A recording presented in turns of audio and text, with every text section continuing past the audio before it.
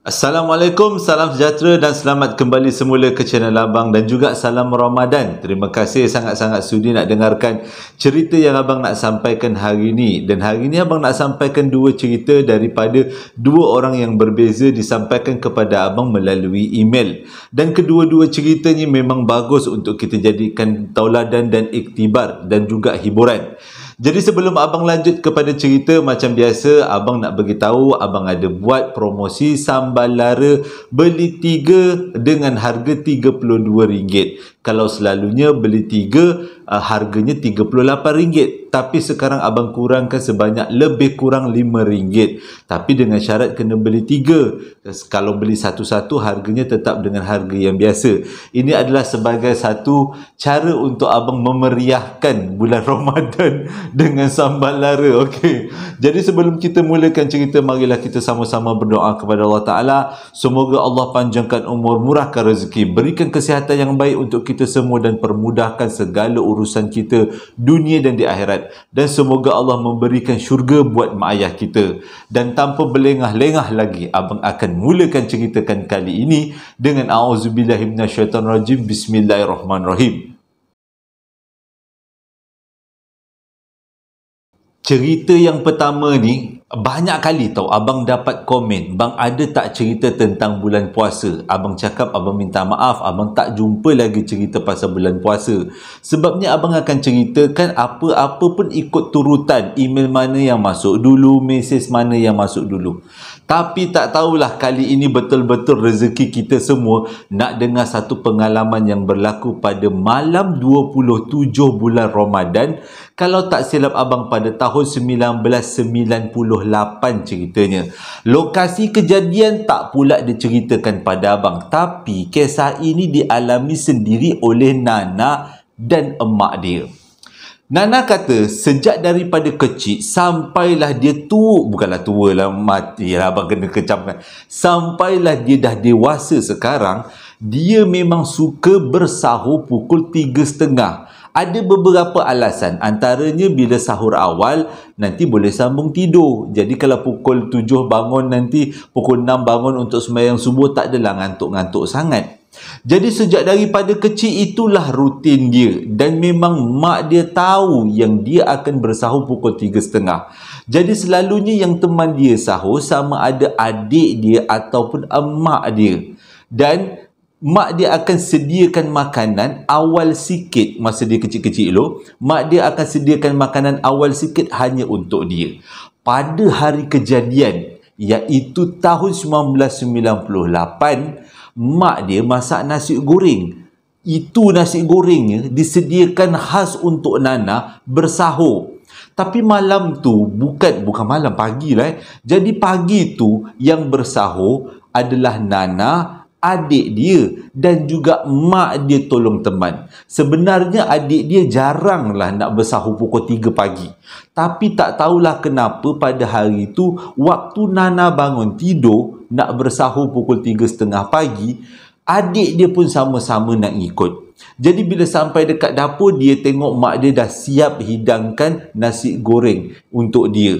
Dan dia pun teruslah capai pinggan, capai senduk, teruslah sendukkan nasi itu ke dalam pinggan dan mulakanlah makan. Waktu tu mak dia belum bersahur lagi, masih pukul 3.30 pagi. Mak dia kata dia datang untuk temankan anak-anak bersahur. Mula-mula adik dia memang cadang-cadang nak teman makan sama-sama. Tapi lepas 1-2 suap, dia tak boleh go, dia kata. Dia tak boleh pergi sahur terlalu awal. Jadi dia minta diri masuk tidur. Jadi waktu Nana tengah bersahur dengan mak dia tak bersahur, setakat berneman aja. Waktu tengah bersahur, berborak-boraklah dia orang. Jadi Nana tanya dengan mak dia, rumah depan tu ada orang ke tidak? Gelap aja mak. Mak dia kata rumah depan tu tak ada orang. Tak mungkin pergi rumah anak dia. Sebab ini kawasan kampung, dia kata. Kawasan kampung yang rumah dia agak berjarak-jarak. Tapi untungnya setiap rumah dah ada pagar. Jadi dengan kata lain, bukan boleh masuk sesuka hati. Jadi waktu borak tu mak dia cakap lah, jiran depan tak ada orang, jiran kanan tak ada orang, jiran kiri tak ada orang, jiran belakang pun tak ada. Kebanyakan jiran-jiran sekeliling rumah Nana ni memang semuanya dah tua-tua. Bukanlah dah tua, tapi dah ada anak dewasa yang duduk kat daerah lain. Jadi selalunya bila Sabtu Ahad, diorang ni akan pergi rumah anak-anak dia. Cuma keluarga Nana je yang tinggal dekat rumah tu. Tengah-tengah makan tu, Nana tanyalah mana ayah. Dia kata ayah tidur dekat ruang tamu dengan adik dia yang bongsu, adik lelaki. Jadi teruskanlah dia makan. Tengah-tengah dia makan tu, tiba-tiba Nana dengar ada suara orang mengaji. Bunyinya macam mula-mula sayup-sayup kedengaran. Jadi Nana tanya dengan mak dia. Mak kata tak ada jiran, mak. Semuanya pergi rumah anak-anak. Pula ada suara mengaji. Mak dia cakap mungkin suara mengaji tu daripada surau agaknya. Sebab walaupun suraunya jauh daripada rumah dia orang, tapi mungkin surau tu pasang mikrofon. Dengarlah satu kampung. Jadi tak puas hati, belum habis nasi goreng lagi, Nana terus pergi ke ruang tamu depan nak tengok mana datangnya bunyi orang mengaji. Kalau selalunya dekat surau ataupun dekat masjid, suara orang mengaji tu suara lelaki. Tapi yang dia dengar pada waktu tu suara perempuan. Dan suara tu datang daripada rumah depan, berdepan dengan rumah dia orang. Jadi bila sampai dekat depan tu, Nana buka tingkap, jenguk-jenguklah dia. Mana tahu jiran depan tu sebenarnya tak ke mana-mana, ada dalam rumah. Tapi kalau ada dalam rumah pun, sejak daripada kecil, jiran depan tu akan nyalakan dia punya lampu dekat porch kereta. Tapi pada malam tu, pagi tu 3:30 tu, keseluruhan rumah depan kosong. Kosong lah, gelap. Jadi selalunya kalau dah gelap-gelap macam tu, tuan rumah tak ada dekat rumah. Jadi lepas macam tu, tapi dia dengar suara orang mengaji tu memang datang daripada dalam rumah depan. Jadi lepas dia tengok daripada tingkap, rasa macam tak sedap hati, dia tutup tingkap tu balik. Dia pergi ke jumpa mak dia. Cakap dengan mak dia, mak, betul lah mak, rumah depan tak ada orang, rumah kanan tak ada orang, semua keliling kita tak ada orang. Tapi Nana pelik lah mak, kenapa bunyi mengaji tu datang daripada rumah depan? Mak dia kata, jangan risau, itu surau kat belakang rumah depan kita. Belakangnya kan jauh daripada situ sikit, surau lama, mungkin ada orang surau kat situ, pasang mikrofon ngaji-ngaji. Jadi Nana kata, mustahil mak, kalau surau selalu ni dia pasang kaset ataupun yang mengaji tu lelaki, ini pula perempuan. Jadi mak dia tanya, Nana malam ni malam apa? Malam 27 mak. Jadi mak dia kata, jangan-jangan ni malam Lailatul Qadar kot. Jadi bila dengar macam tu, seronoklah Nana. Sebagai budak Islam, bila berjumpa dengan malam Lailatul Qadar, itu adalah satu nikmat. Sebab mengikut agama Islam, malam itu adalah malam yang paling diberkati sepanjang malam bulan Ramadan. Jadi waktu tu teruslah Nana angkat doakan supaya panjangkan umur mak dia, panjangkan umur dia, berikan kesihatan yang baik, permudahkan segala urusan, jadikan dia sebagai orang yang bersyukur. Habis berdoa, dia sambung makan balik. Jadi selepas beberapa ketika, suara orang mengaji yang dekat depan tu makin lama makin kuat, seolah-olah dia naikkan volume mikrofon. Jadi waktu tu Nana dah terpandang mak dia dah terpandang dia. Galak juga orang depan ni mengaji ya. Jadi buat tak tahu je. Selang 2-3 minit selepas bunyi mengaji tu betul-betul berkuat berkumandang, tiba-tiba suasana sekeliling jadi senyap semula. Bunyi cengkerik, bunyi unggas, lebih kurang macam tu. Jadi dia cakap dengan mak dia, tengah-tengah makan ni, mak, orang mengaji dekat depan tu dah tak ada mak. Mak dia kata memang okey lah. Mungkin walaupun bukan manusia, tapi tak apalah, biarlah dia nak mengaji. Mana tahu ni malam Lailatul Qadar kan. Jadi diorang pun teruslah habis makan, sambung makan. Nana lepas habis makan, dia pun teruslah nak kemas-kemas meja. Kat sini berlaku peristiwa yang pelik. Abang tak tahu kalau abang alaminya, sama ada abang berani atau tidak. Dengarkan ceritanya. Sedang dia kemas-kemas, basuh-basuh pinggan, lap-lap meja, tiba-tiba dengar azan daripada hujung jalan rumah diorang. Yang pelik, azan tu datang daripada kebun kelapa sawit yang dekat dengan rumah diorang. Jadi si Nana dengan mak dia ni dah tergamam. Mana pula datang azan ni? Jadi dia tanya dengan mak dia, mak pula pukul 4 pagi dah, belum 4 pagi ni, lebih kurang dekat pukul 4 pagi. Dia tanya dengan mak dia, pula azan mak. Jadi mak dia cakap, memang sebelum-sebelum ni tak ada azan. Tapi mungkin ada sesetengah tempat orang azan pukul 4 pagi untuk kejutkan orang supaya bersahur. Itu memang ada setengah tempat, tapi kat tempat kita jarang-jarang. Mungkin pengurusan baru masjid ni, masjid taman kampung kita ni buat macam tu. Azan pukul 4 pagi semata-mata nak bangunkan orang sahur. Jadi bila dengar alasan mak dia tu, dia pun buat tak tahu je lah. Mungkinlah orang tu azan. Habis je orang tu azan, tiba-tiba dengar sekali lagi azan yang sama.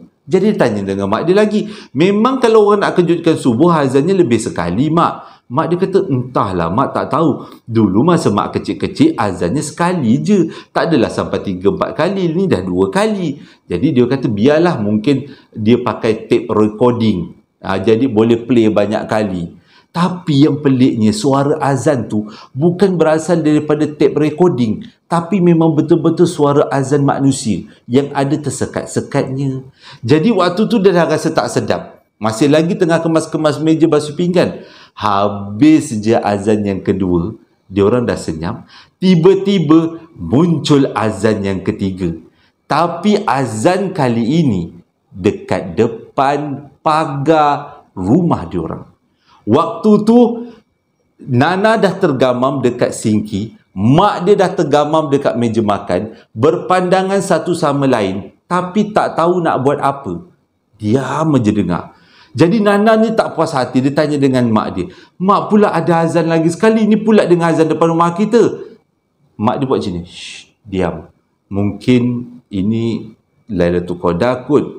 Jadi diorang berdua ni duduk dekat meja, dengar azan yang ketiga betul-betul depan pagar rumah diorang. Tak berani nak pergi ke depan, nak tengok. Takut kalau diorang tengok, lain pula nampaknya. Jadi diam je lah membatu dekat dapur, dekat meja makan. Habis azan yang ketiga, diorang ingat itu adalah titik terakhir. Tak ada lagi kejadian pelik. Tapi kejadian seterusnya buatkan diorang menggigil satu badan sambil mandi peluh. Tiba-tiba azan tu berkumandang dekat depan pintu dapur rumah diorang. Dan azan tu bukan kuat, tapi azan tu mendayu-dayu. Sedih sangat bunyinya, tapi tak boleh nak rasa sedih pada waktu tu. Sebab terfikir siapa pula yang azan depan pintu dapur. Kenapa azan depan pintu dapur rumah diorang? Adakah benda daripada makhluk alam sebelah yang sengaja datang azan dekat depan pintu rumah diorang? Pada waktu tu Nana dengan mak dia dah berpegangan tangan, berpeluh tangan diorang. Waktu tu Nana punya tangan lebih sejuk daripada cuaca dekat luar. Dia dalam keadaan menggigil, berpeluh dan tangannya sejuk. Sebab azan yang berkumandang depan pintu rumah diorang tu mendayu-dayu dan disampaikan sangat perlahan. Allahu Akbar, Allah, gila. Allahu Akbar je depan pintu kan. Abang tak tahulah abang nak gembira ke seram, tapi kalau abang lah, memang abang seram. Jadi waktu tu diorang dengar azan tu sampai habis. Dan akhir azan adalah La ilaha illallah. Allah, la ilaha illallah. Macam tu kan. Diam. Tiba-tiba bunyi sekali lagi. La ilaha illallah. Diam lagi. Waktu tu Nana dengan mak dia betul-betul dah rasa takut. Kali ketiga. La ilaha illallah. Disahut lagi. La ilaha illallah. Tapi bunyi itu semakin lama semakin menjauhi rumah dan hilang di dalam kegelapan malam. Waktu tu habis je dia azan, Anak baik mak baik anak berlari, dua beranak ni naik ke ruang tamu rumah kampung. Kejut si bapa, minta bapa tengok dekat depan rumah siapa pula yang azan. Dan pada waktu tu Nana sempat tengok jam menunjukkan pukul 3.50. Dengan kata lain, seolah-olah masa dah berhenti. Walaupun kejadian tu azan banyak kali, mengaji banyak kali, tapi macam tak bergerak masanya. Belum tetap juga sampai pukul 4. Pelik, dia kata. Jadi ayah dia dikejut. Ayah dia ni ikat kain, terus gini ikat kain, terus. Yelah, takutlah bininya diganggu, anaknya diganggu. Dia pergi pun depan rumah, pergi cek keliling rumah. Ayah dia kata tak jumpa apa-apa. Bekas tapak kaki pun tak ada. Sedangkan keliling rumah diorang memang ada pasir-pasir. Kalau ada orang yang datang, memang boleh nampak, tapi tak ada kesan tapak kaki. Dengan kata lain, sesuatu yang dah azan depan rumah diorang sengaja nak beritahu kami ada. Email yang kedua dihantarkan oleh Zurin, berlaku dekat Juasih tahun 2018. Pada waktu tu Zurin bertindak sebagai seorang flower girl, dengan kata lain pengapit pengantin perempuan. Waktu tu dia dah berumur 31 tahun, tapi dia kata tak sangka pula dia seumur ini masih lagi diminta oleh kawan-kawan untuk jadi flower girl. Kata Zurin dia tak ada masalah asalkan kawan dia yang si kahwin, yang pengantin tu sediakan rumah sewa, rumah homestay yang dekat dengan rumah pengantin supayanya nanti di waktu majlis tak adalah berkejar-kejar. Sebab rumah pengantin dengan rumah Zurin walaupun dalam lingkungan yang sama tapi tetap juga jauh. Jadi tuan rumah si pengantin ni pun carilah rumah homestay yang dekat-dekat dengan rumah dia. Cari, jumpalah satu homestay dan disewalah homestay tu. Pada hari kejadian, Zurin dengan seorang lagi kawan dia, Ayu, pun bergeraklah daripada rumah masing-masing pergi ke homestay tu. Sampai dekat homestay tu lebih kurang pukul 12.30 malam. Bila sampai je dekat situ, dah jadi kecut perut. Sebabnya homestay tu tak apa benda yang dipikirkan oleh pengantin. Dia boleh pergi sewa homestay sebelah kubur. Walaupun kubur Islam, tapi tetap juga kubur. Rasa macam nak seram tak seram gitulah. Jadi waktu tu dia tanya dengan kawan dia, si pengantin lah tanya, kau ni biar betul kau ambil homestay sebelah kubur? Maaf weh, aku dah banyak kali cari homestay yang dekat-dekat dengan rumah aku. Inilah yang dekat dengan rumah aku, yang paling dekat, yang ada available-nya. Agak-agak lah dia kata, sebelah kubur kot yang akan duduk rumah homestay ni. Aku dengan Ayu je berdua dan dua-duanya perempuan. Boleh fikir tak, dia kata, alah minta maaf lah sahabatku, jangan risau, kubur tu tak ada apa-apa, tu kubur lama, kubur zaman-zaman dulunya, dah tak ada, jadi dalam tu semua dah jadi rangka, kau jangan risau, kalau ada yang keluar duk cekik kau, jangan risau, tak akan berlaku. Jadi bila dengar macam tu, dah lawak-lawak tergelak-gelak kan, jadi diorang berdua ni, si Zurin dan juga Ayu ni masuklah dalam rumah homestay tu. Masuk-masuk terus mandi-mandi, terus tidur, tak ada apa-apa pun berlaku. Jadi besoknya pagi-pagi diorang dah bergerak ke rumah pengantin. Kalau tak silap hari itu adalah hari Sabtu ke hari Jumaat. Bergerak ke rumah pengantin sebab ada majlis kenduri doa selamat sebelum majlis angkat nikah. Dungdang dipendekkan cerita, kenduri doa selamat tu habis lebih kurang pukul 10 malam. Jadi lepas habis kenduri, diorang berdua, si Zurin dengan juga Ayu ni bergeraklah ke rumah homestay. Jadi walaupun dia kata dia dah tidur kat situ satu malam, tetap juga dia rasa seram dan sunyi bila melintasi kawasan kubur tu. Bila dah masuk tidur, dah siap-siap mandi, dah masuk tidur, tengah-tengah tidur, diorang berdua diganggu dengan bunyi orang menangis di dinding sebelah tempat diorang tidur. Dinding sebelah diorang adalah kubur lama. Dan kat situlah, dekat bawah tingkap, dengar macam ada perempuan menangis. Kenapa perempuan? Kenapa lelaki tak menangis? Kalau selalu gangguan mesti perempuan kan, kenapa tak lelaki? Kalau lelaki nangis bunyi macam hodoh sikit kot. Jadi dia rasa nak nyeram sikit, biarlah perempuan yang nangis lah. Jadi kita rasa creepy-mipi sikit. Kalau lelaki yang nangis tak sedap, tak seram, tak datang seramnya. Jadi apa buat lawak, bukan buat lawak, tiba-tiba terfikir. Jadi dia pun dengar orang menangis macam tu, kawan dia dah gigil-gigil lah si Ayu ni, dah memang tak boleh nak tidur. Zurin, kita nak buat apa, nak cabut ke? Ni dah pukul berapa? Dah pukul 1:30 pagi, takkan kita nak keluar pada rumah? Tak payah risau, yang menangis tu adalah makhluk Allah juga. Selawatlah kita banyak-banyak. Jadi berpeganglah tangan dua orang dalam selimut, Allahu Akbar, Allahumma salli ala sayyidina Muhammad. Selawatlah banyak-banyak, Allahu Akbar, sampailah tertidur. Walaupun pada waktu tu dia dah tertidur, tetap juga sewaktu dia nak lelap-lelap mata, bunyi nangis tu tak berhenti, tetap juga. Jadi esok paginya majlis nikah dan juga bersanding. Tapi yang malangnya, esok pagi Ayu sihat tapi Zurin demam. Sampaikan dia punya suhu cecah 38 darjah Celsius. Tinggi. Nak tak nak, dia terpaksa lawan demam dia sebab dia kena jadi pengantin pada hari tu. Dengan keadaan demam-demam, dia pun teruskanlah juga jadi pengantin punya pengapit. Habis je majlis, balik ke rumah tu, terus bungkus-bungkus, terus balik rumah. Bila sampai dekat rumah dia, dia teruslah tarik selimut, cakap dengan mak dia, dia demam, dia makan telan 2 biji Panadol. Waktu tu dia kata, kejadian tu pada hari Sabtu. Tengah-tengah dia tidur, Sabtu ke Ahad lebih kurang, kita ambil Ahad lah. Jadi tengah-tengah dia tidur, waktu tu tengah malam tu. Memang jadi kebiasaan dekat rumah dia, rumah kampung, kalau dia masuk bilik, dia mesti kunci bilik tu. Sebab dia anak perempuan kan, dia tak nak nanti kalau ada orang ceroboh rumah, kurang-kurang dia dah ada sistem keselamatan. Jadi waktu tidur tu, dia memang yakin dia kunci pintu bilik. Bila dia terbangun tidur pukul 1 pagi, tiba-tiba dia tengok pintu bilik dia terbuka. Dan bilik dia tu sebenarnya menghadap ruang tamu kedua rumah kampung dia orang.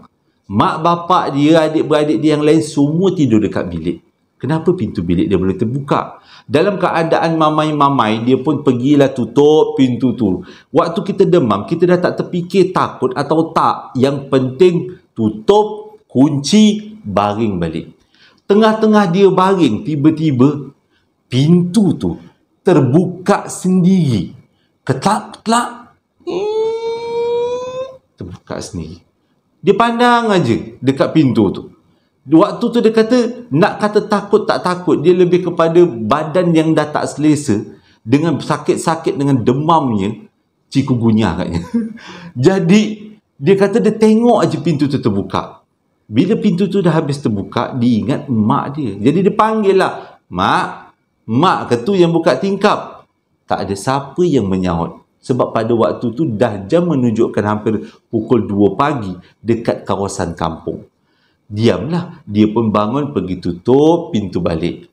Lepas tu, belum sempat dia sampai dekat katil, pintu tu sekali lagi terbuka.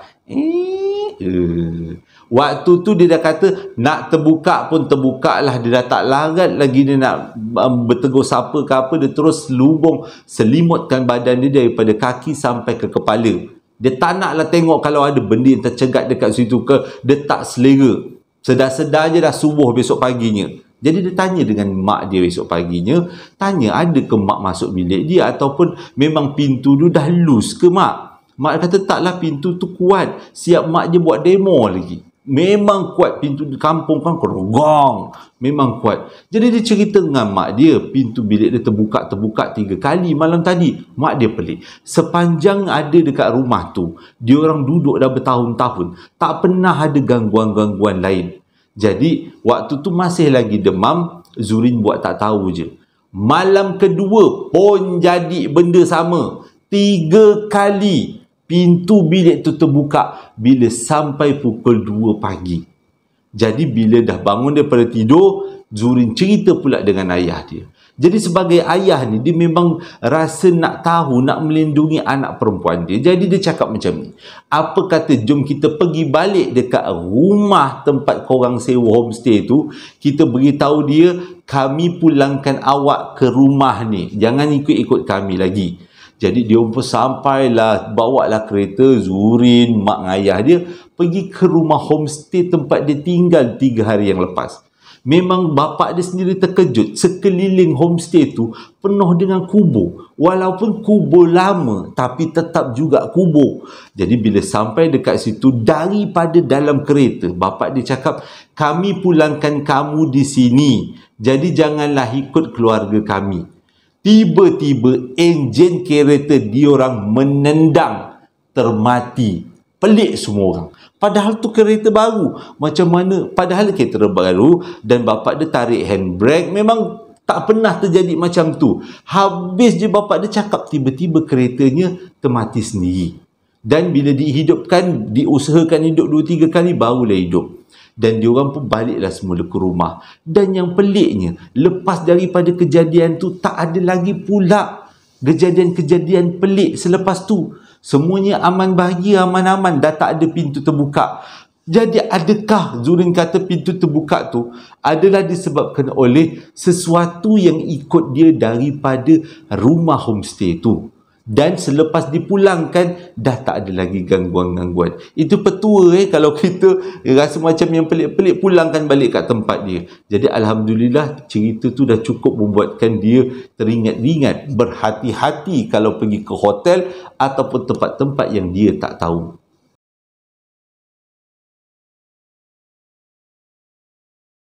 Terima kasih sangat-sangat sudi dengarkan cerita yang abang nak sampaikan hari ni. Yang abang dah sampaikan hari ni. Dua-dua cerita seram. Tapi cerita yang pertama tu, ialah sebagai seorang Islam, pernah dengar jugalah orang kata malam Lailatul Qadar pokok semua sejud. Tapi yang keluarga dia alami ni adalah bunyi azan. Tak tahulah, abang nak kata tak seram-seram. Tipulah abang kata tak seram tiba-tiba dengar bunyi azan. Tapi tahulah kalau bunyi azan tu maksudnya yang azan tu adalah makhluk yang beragama Islam. Tapi tetap juga kita tak nampak kan. Jadi tetap juga rasa seram jugalah. Moga-moga kita dijauhkan dengan perkara-perkara pelik. Jadi terima kasih sudi dengarkan cerita yang abang sampaikan hari ini. Hingga berjumpa lagi dalam 2 hari akan datang. Assalamualaikum warahmatullahi wabarakatuh.